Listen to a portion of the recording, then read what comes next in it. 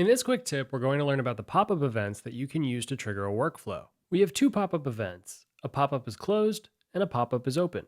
You can utilize these events to trigger actions in between a pop-up opening and closing.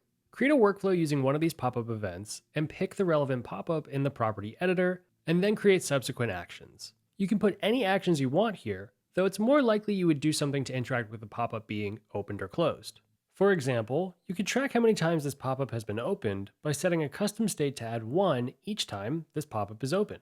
Likewise, if we create a workflow for when a pop-up is closed, we could do something like reset data in a group or trigger an alert. You can view these events in the debugger and see them in action when you show and hide your pop-up like so.